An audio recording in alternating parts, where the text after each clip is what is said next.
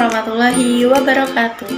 Halo semuanya, perkenalkan nama saya Nurul Hidayah, NPM 2111050073, jurusan Pendidikan Matematika semester 2, Universitas Islam Negeri Raden Intan Lampung. Oh iya teman-teman, di sini saya tidak sendirian loh, ada rekan saya satu lagi.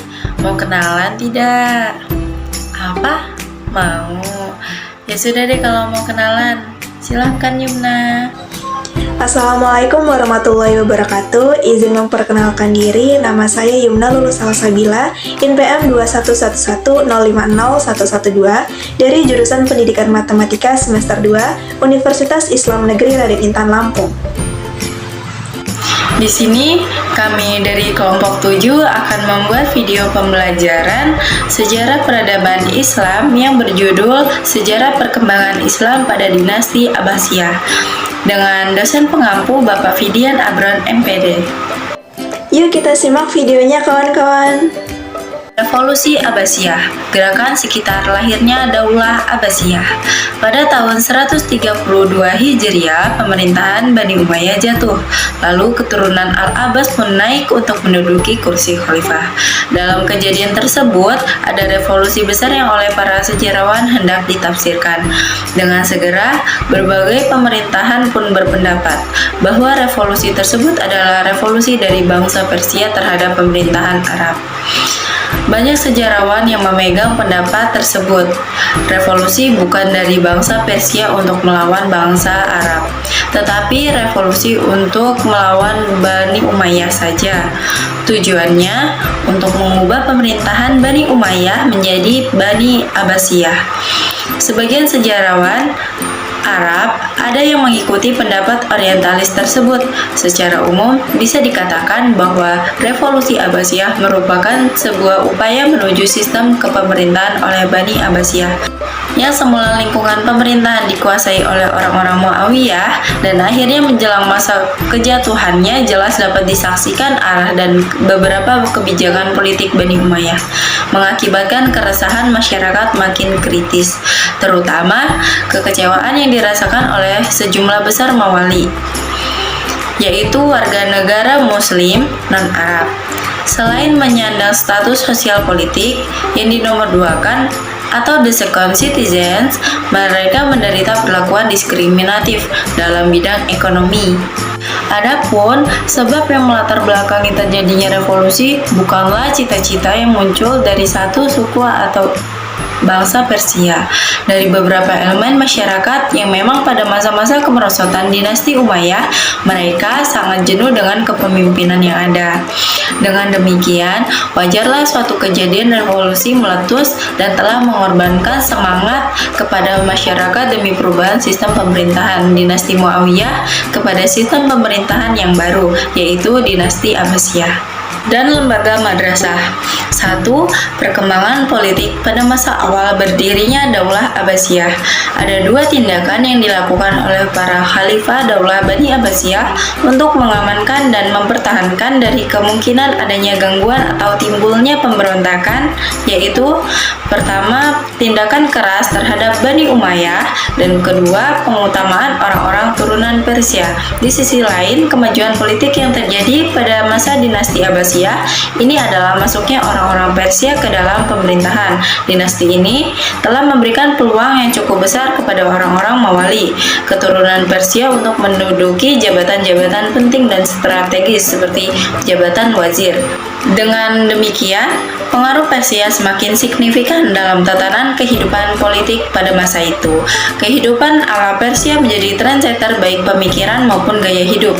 Dalam menjalankan pemerintahannya, di samping membenahi angkatan bersenjata, membentuk lembaga protokol negara, dan mengangkat hakim di lembaga kehakiman negara, Khalifah Al-Mansur pada waktu itu menciptakan tradisi baru dengan mengangkat wazir atau perdana menteri sebagai koordinator departemen, atau yang jabatannya disebut dengan wizarat. Wizarat itu dibagi lagi menjadi dua, yaitu yang pertama wizarat tanfis atau sistem pemerintahan presidentil, yaitu wazir hanya sebagai pembantu khalifah dan bekerja atas nama khalifah. Yang kedua yaitu Wizaratut Tafwid atau parlemen kabinet. Wazirnya berkuasa penuh untuk memimpin pemerintahan, sedangkan khalifah sebagai lambang saja. Pada kasus lainnya, fungsi khalifah sebagai pengukuh. Dinasti-dinasti lokal sebagai gubernurnya khalifah. Kemudian, untuk membantu khalifah dalam menjalankan tata usaha negara, diadakan sebuah dewan yang bernama Diwanul Kitabah atau Sekretariat Negara yang dipimpin oleh seorang Raisul Kutab atau Sekretaris Negara. Dan dalam menjalankan pemerintahan negara, wazir dibantu beberapa Raisul Diwan atau menteri departemen-departemen. Pada zaman Al-Mansur ini pula konsep kekhalifahan berkembang sebagai sistem politik. Selanjutnya, kekuasaan politik Abbasiyah sudah mengalami penurunan, terutama kekuasaan politik sentral. Hal ini dikarenakan negara-negara bagian kerajaan-kerajaan kecil sudah tidak menghiraukan pemerintah pusat, kecuali pengakuan politik saja.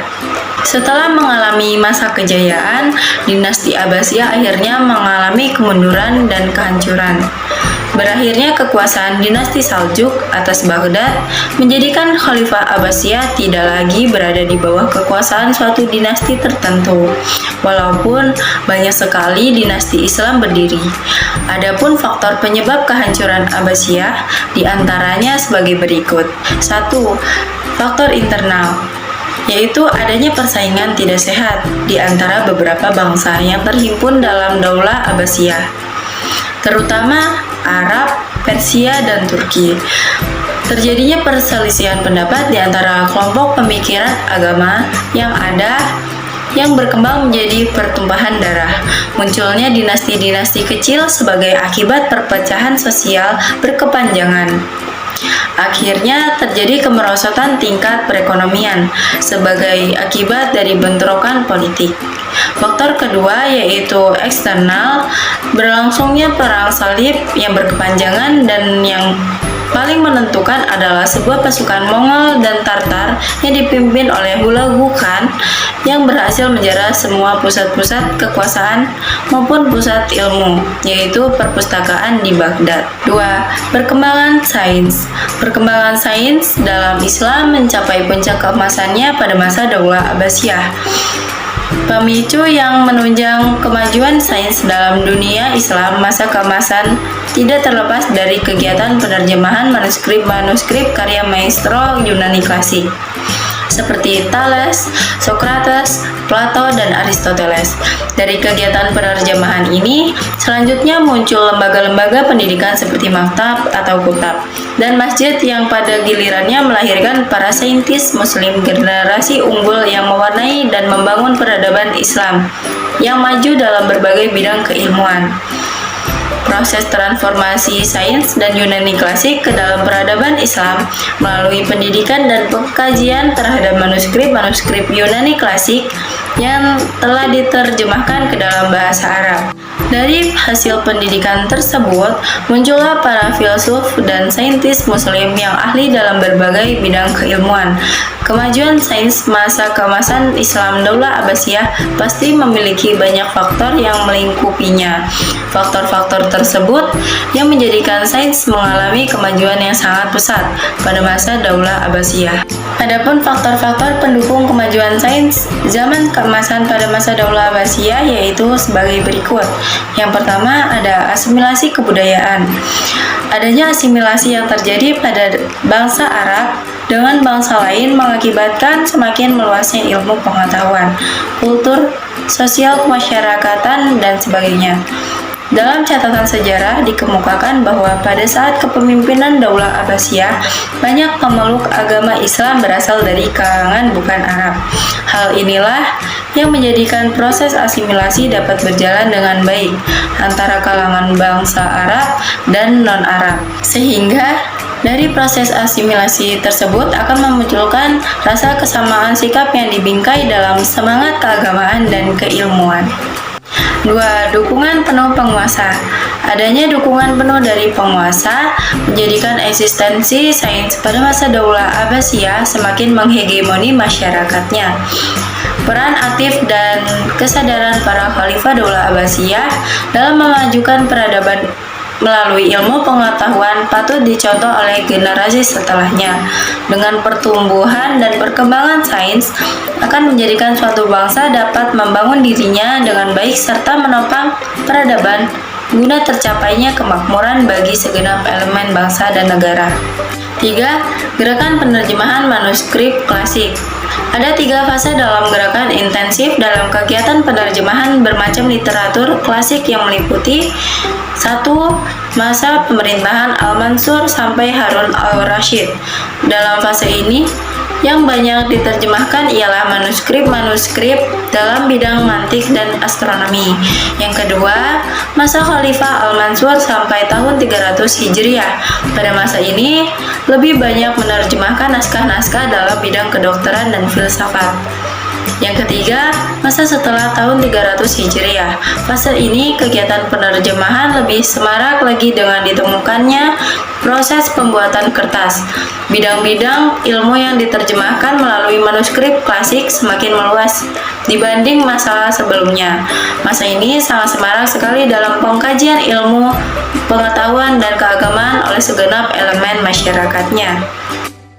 Lembaga madrasah. Bidang pendidikan mengalami kemajuan melalui lembaga-lembaga pendidikan yang berkembang pada saat itu. Islam mentransmisikan ajarannya dengan baik lewat lembaga pendidikan yang berkualitas unggul dan mumpuni di bidangnya. Adapun lembaga-lembaga pendidikan yang berkembang pada zaman keemasan Islam Daulah Abbasiyah yaitu ada Kutab. Kutab ialah lembaga pendidikan tingkat dasar non-formal yang terintegrasi dengan masjid atau memfungsikan masjid sebagai madrasah. Materi yang diajarkan kepada para murid berupa baca tulis Al-Quran, tata bahasa Arab, kisah para nabi, dan juga sastra. Pada masa ini, fungsi masjid tidak hanya sebagai tempat ibadah, melainkan juga sebagai pusat transmisi ilmu pengetahuan atau sains. Kemudian ada madrasah menengah. Madrasah menengah pada masa kepemimpinan Daulah Abbasiyah merupakan lembaga pendidikan lanjutan dari pendidikan jenjang tingkat dasar. Materi yang diajarkan pada tingkat ini berbeda dengan jenjang pendidikan dasar. Materi yang diajarkan pada tingkat menengah atau madrasah berupa Al-Quran, bahasa Arab dan sastra, tafsir fikih, hadis, dan ilmu tata bahasa. Kemudian ada pendidikan tinggi atau madrasah nizahamiyah. Madrasah ini merupakan sebuah prototipe dalam lembaga pendidikan tinggi Islam. Tonggak baru bagi penyelenggaraan pendidikan Islam serta memiliki karakteristik tradisi pendidikan Islam formal dengan sistem asrama. Materi yang diajarkan pada jenjang pendidikan ini meliputi ilmu-ilmu agama seperti Al-Quran, hadis, tafsir, filsafat, bahasa dan sastra, dan lain sebagainya. Perpustakaan dan observatorium digunakan sebagai tempat riset dan pusat kajian ilmiah mengenai ilmu keagamaan, kealamian, sosial, kemasyarakatan, dan kebudayaan. Tempat-tempat tersebut digunakan juga sebagai tempat kegiatan pembelajaran bagi para pencari ilmu dari segenap penjuru negeri. Kegiatan pembelajaran dilakukan melalui metode diskusi, membaca referensi, dan bekerja sama dalam mendapatkan segenap ilmu pengetahuan pada berbagai bidang. Maka tidak heran jika masyarakat dan penguasa masa Daulah Abbasiyah dikenal juga sebagai bangsa yang cinta dan mengagungkan ilmu pengetahuan. Masa kekuasaan dinasti Buaih dan dinasti Saljuk. Yang pertama, dinasti Buaih. Dinasti Buaih didirikan oleh 3 bersaudara yaitu Ali bin Buaihi, Hasan bin Buaihi, dan Ahmadin bin Buaihi yang mendapat gelar dari Khalifah Al-Mustaqil sebagai Maddak Daulah atau primadisi negara, Ruhak Daulah penyangga negara, dan Muizzal Daulah penegak negara. Perjalanan dinasti ini dapat dibagi dalam 2 periode. Pertama, merupakan periode pertumbuhan dan konsolidasi, sedangkan periode kedua adalah periode defensif, khususnya di wilayah Irak dan Iran Tengah. Dinasti ini mengalami perkembangan pesat ketika dinasti Abbasiyah di Baghdad mulai melemah dan mengalami kemunduran ketika pengaruh Tughrul-Bak dari dinasti Saljuk mulai meningkat. Faktor yang menyebabkan hancurnya dinasti Buaih ada faktor internal dan faktor eksternal. Faktor internal yang pertama, perebutan kekuasaan di kalangan keturunan Bani Buaiha. Yang kedua, pertentangan dalam tubuh militer antara golongan dalam dan keturunan Turki. Yang ketiga, perpecahan antara kalangan anak cucu penguasa yang berdampak kepada peperangan di antara mereka. Yang keempat, munculnya kekuatan lain yang ingin memisahkan diri dari kekuasaan dinasti Buaihiyah. Kemudian ada faktor eksternal. Yang pertama, itu semakin gencarnya serangan Byzantium ke dunia Islam. Yang kedua, banyak dinasti-dinasti kecil yang membebaskan diri dari kekuasaan pusat di Baghdad. Dan yang ketiga, mulai adanya serangan dari Oinas Seljuk. Kemudian ada dinasti Saljuk. Dinasti Saljuk merupakan salah satu dinasti yang utama dari bangsa Turki dan perkembangan yang signifikan yang terjadi pada masa pemerintahan dinasti ini didirikan oleh Saljuk bin Dugap dari suku Guzdi Turkestan yang menguasai Asia Barat Daya pada abad ke-1 yang akhirnya mendirikan sebuah kekaisaran yang meliputi kawasan Mesopotamia, Suriah, Palestina, dan sebagian besar Iran. Dinasti ini dibagi menjadi 5 cabang, yaitu Saljuk Iran, Saljuk Turki, Saljuk Kirman, Saljuk Asia Kecil, dan Saljuk Suriah. Dinasti Saljuk mengalami masa kehancuran tak kalah meninggalnya Sultan Malkishah disusul oleh Perdana Menterinya Nizam Hamuk pada tahun 1092 Masehi. Dinasti Saljuk mengalami kehancuran ditandai dengan jatuhnya kekuasaan Saljuk di Turkistan oleh Khawarizm. Dari sinilah maka Kesultanan Saljuk yang dahulu besar kini menjadi kesultanan kecil. Mereka tidak menyatakan tunduk di bawah satu kesultanan besar sebagaimana yang ada masa pemerintahan Tughlaq, Aib Arsalan, dan Sultan Malikshah. Kemudian dinasti Mamluk sebenarnya terhadap Islam. Sejarah perkembangan Islam di dunia banyak mengalami perkembangan yang bersifat fluktuasi dinasti demi dinasti bermunculan dan kemudian saling tenggelam. Namun semua dinasti tersebut telah tercatat dalam perkembangan sejarah dunia dan masing-masing dinasti tersebut adalah memberikan sumbangan yang besar dalam sejarah perkembangan Islam, tidak terkecuali dinasti Mamluk. Pemerintah dinasti Mamluk yang panjang merupakan negara Islam yang paling lama bertahan hidup di antara Imperium Abbasiyah dan Umayyah. Dapat dibagi menjadi 2 periode. Yang pertama, pemerintahan Mamluk Bahri, dan kedua, periode pemerintahan Mamluk Burji atau Malik al-Burijah. Dalam pemerintahan dinasti Mamluk mulai saat ini berkembang ilmu sosiologi dan filsafat sejarah, ilmu politik, ilmu tata usaha, ilmu peperangan, dan juga ilmu kritik sejarah. Dinasti Mamluk juga banyak mengalami kemajuan di bidang arsitektur.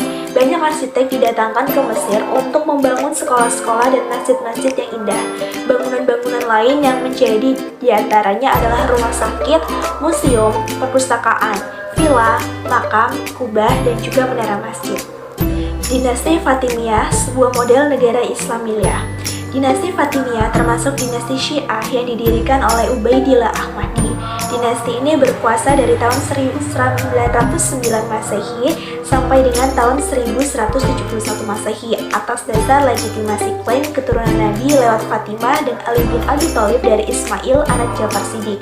Dinasti ini didirikan sebagai tandingan bagi penguasa dunia muslim saat itu yang terpusat di Baghdad, yaitu Abbasiyah.